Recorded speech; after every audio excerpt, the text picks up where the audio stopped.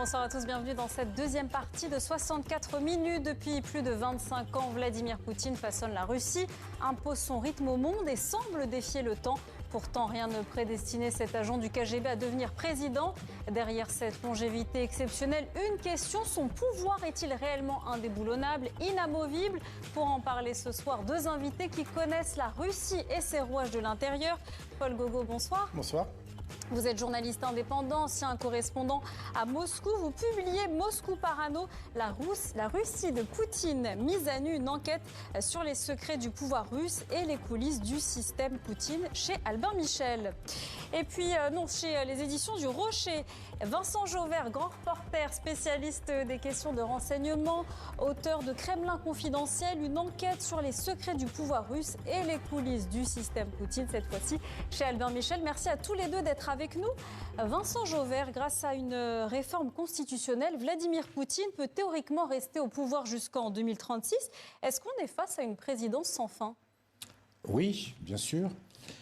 Il l'a théorisé, je le raconte dans mon livre, dès le début, en fait, dès 2000 en gros.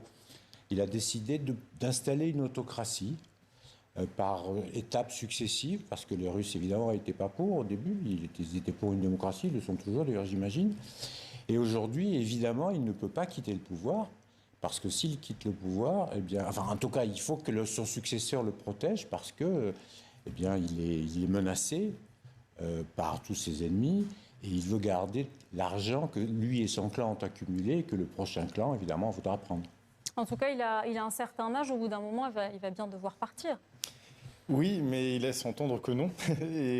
Et en fait, ces changements constitutionnels dont vous parlez sont apparus, à mon avis, à un moment où justement il ressentait l'usure du pouvoir. Il ressentait que les Russes ressentaient l'usure du pouvoir et se demandaient ce qui se passerait après la fin du mandat de Vladimir Poutine, celui de 2024.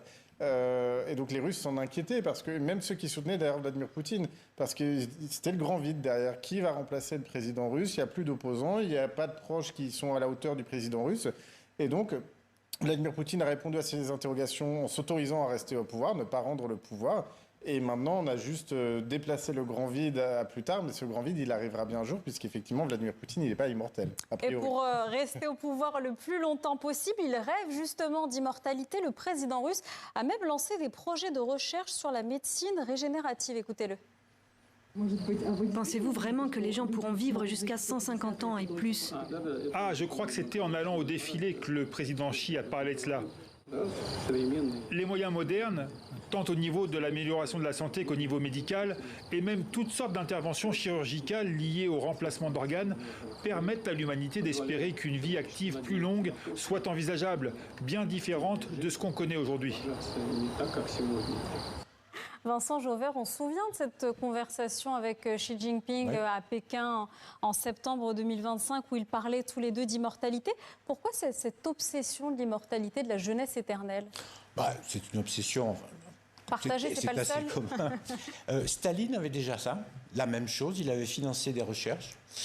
Les grands milliardaires de la côte ouest des États-Unis aussi, on le sait. Mais Poutine, pour la raison qu'on a dit tout à l'heure, il a besoin de repousser de plus en plus son âge de départ, parce qu'il faut qu'il trouve une solution.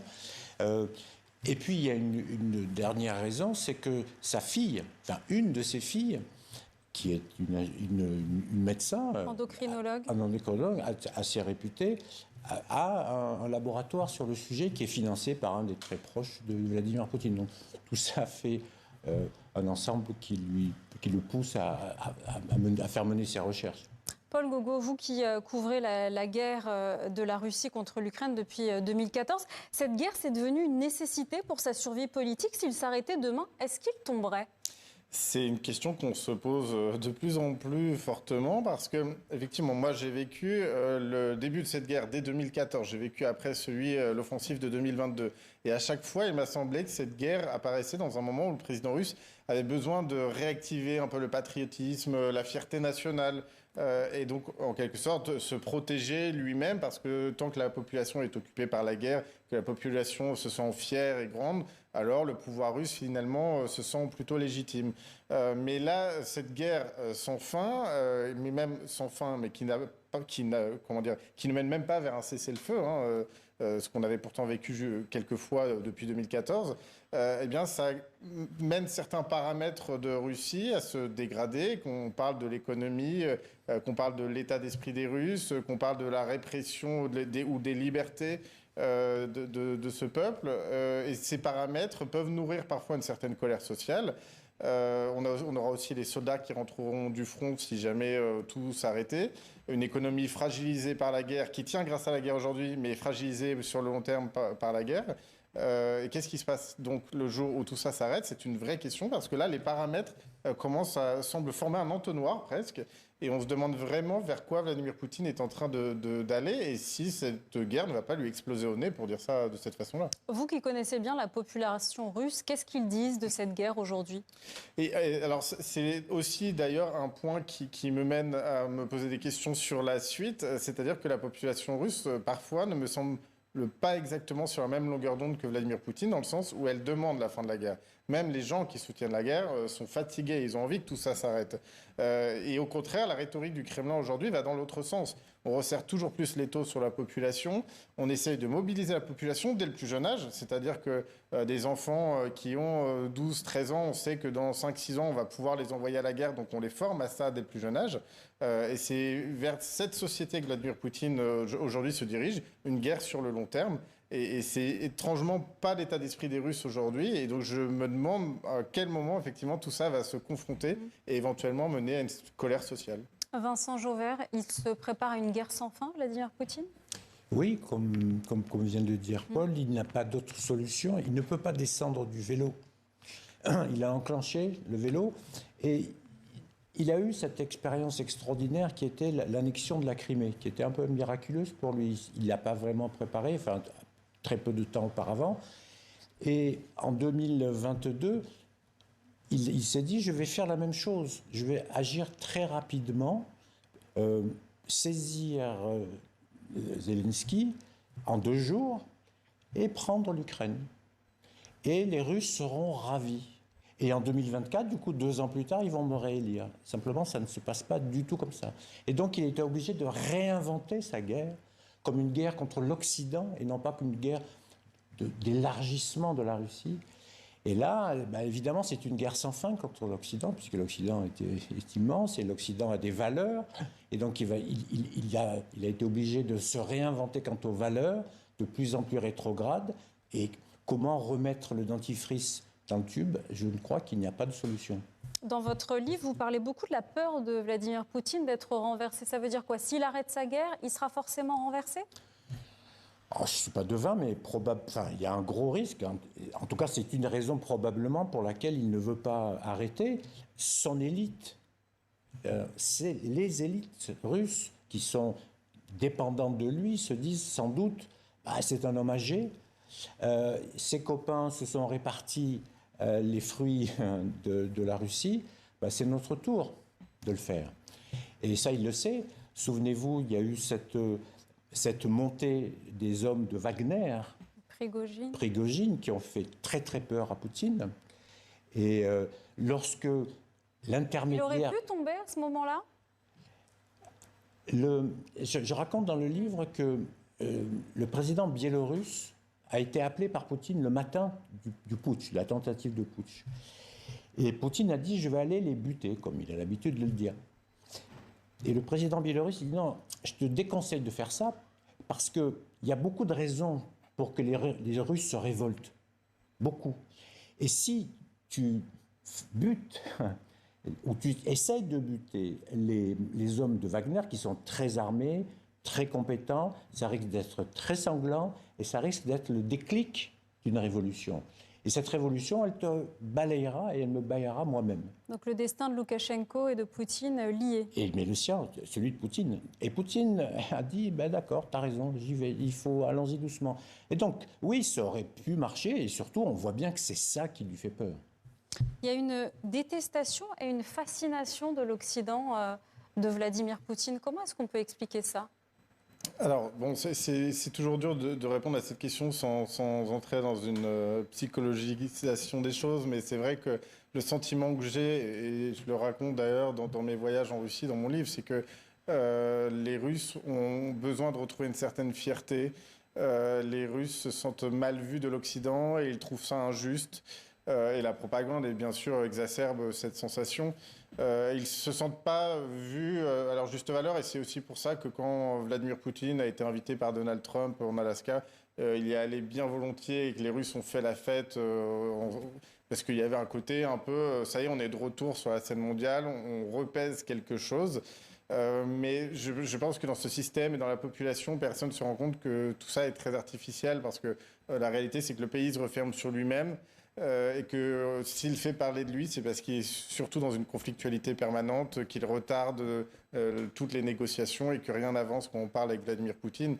Mais tout ça est très conflictuel et artificiel, à mon avis. Vous parliez de cette propagande russe. Est-ce que les Russes y croient encore ? Alors, c'est ce qui est intéressant avec cette population, et ça aussi, c'est quelque chose dans mes voyages en Russie qui m'ont toujours frappé, c'est que les Russes sont tous conscients que leurs médias font de la propagande. La question se pose plutôt sur leur vision de nos médias, où eux vont estimer que, en fait, chaque gouvernement a sa propagande, et qu'après, c'est à vous de choisir quelle propagande vous voulez croire. Alors, des fois, je faisais un peu de pédagogie, d'éducation aux médias, j'expliquais aux Russes comment nous, on travaille en France, que je ne reçois pas mes ordres du président français, que je suis indépendant. Mais ça ne rentrait jamais parce que c'est impossible pour eux de concevoir un journaliste qui soit indépendant de son pouvoir. Et donc, entre deux propagandes, eh bien, vous avez un réflexe assez humain et même peut-être de protection de choisir la propagande qui va dans votre sens, surtout dans le cadre d'une guerre qu'on dit existentielle où, du coup, vous avez peur et donc vous choisissez la propagande qui va dans le sens de votre pays. Dans votre livre, Vincent Jauvert, vous parlez de la vraie nature du président russe, de tout ce qu'il veut cacher, notamment sa fascination pour le luxe ostentatoire et pour l'argent. Oui, ça date d'il y a très longtemps. Il est comme tous les soviétiques ou les anciens soviétiques. Il a vécu dans des conditions que nous considérerions comme misérables ou de pauvreté. Et évidemment, la façon dont les Occidentaux, il a pu le voir vivre, il a pu le voir quand il était agent du KGB.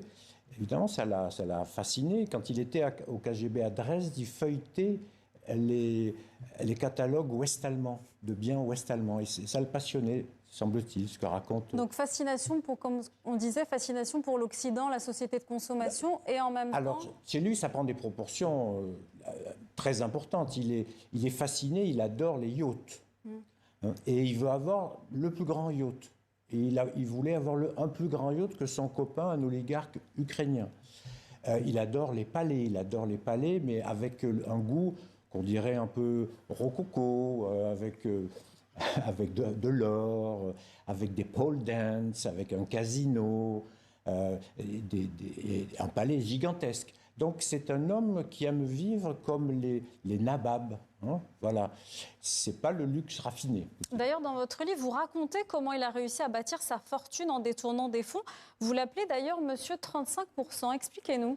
Oui, c'est la première méthode qu'il a mise au point dès 2000, c'est 35%, pour détourner de l'argent à son profit via des hommes de paille et via des comptes offshore. Il prenait 35% de contrats sur des matériels médicaux. Et ensuite, il a développé cette technique avec d'autres contrats. Aujourd'hui, tout oligarque qui passe un contrat avec l'État, et l'État est très puissant en Russie, doit mettre son obol chez Poutine via des réseaux complexes d'hommes de paille, de femmes de paille, qui sont très souvent de sa famille.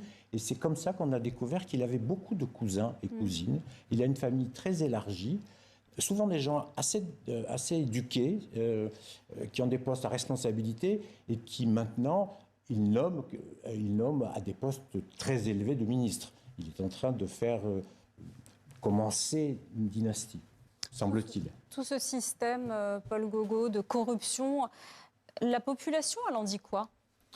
La même chose presque pour la propagande, parce que ce qui est étonnant, et ça on l'avait beaucoup vu dans les manifestations de l'opposant Navalny à l'époque, les Russes sont conscients que leurs élus sont corrompus, et c'est même un contrat social en Russie. Il y a cette idée qu'on laisse les élus piocher dans les ressources, s'enrichir, on ferme les yeux là-dessus, on les laisse se réélire eux-mêmes. tant que ça ne nous touche pas, tant que ça ne nous concerne pas et qu'il n'y a pas de conséquences en tout cas sur notre vie quotidienne. Ça, c'est un peu le contrat social historique avec la population russe. Sauf qu'avec la guerre, ce contrat social, il est fragilisé. Quand on parle de mobilisation, c'est-à-dire envoyer vos fils ou vos maris à la guerre, là, c'est votre vie personnelle qui est touchée. Quand on bloque tout Internet, là, c'est aussi la vie des gens qui est touchée.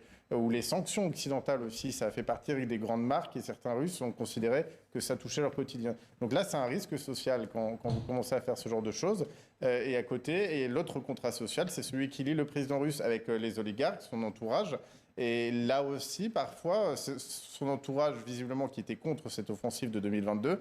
Et là aussi, ce contrat me semble assez souvent fragilisé. Vincent Jauvert, est-ce que tout ce système peut craquer avec toutes les sanctions économiques qu'il y a? Si la population se sent comme ça démunie, est-ce qu'elle peut descendre dans la rue et le renverser? C'est en tout cas ce qu'il redoute. On sait qu'il a été terrorisé par l'assassinat, la traque de Kadhafi, le colonel libyen. Ces régimes-là autoritaires, on donne le sentiment toujours d'être éternels et puis ils tombent comme des châteaux de cartes en quelques jours. On l'a vu encore une fois avec l'affaire de Prigojine. Ça s'est passé à quelques... c'est pas loin. Le régime Poutine est organisé pour éviter ça. Il a créé une garde prétorienne de plusieurs centaines de milliers de personnes pour le protéger, lui et sa famille. Donc c'est une obsession. Mais est-ce que ça suffira? Est-ce que ces gens-là tireront dans la foule où il y a des enfants, où il y aurait des enfants, qui est la problématique de ces régimes-là? C'est pas certain.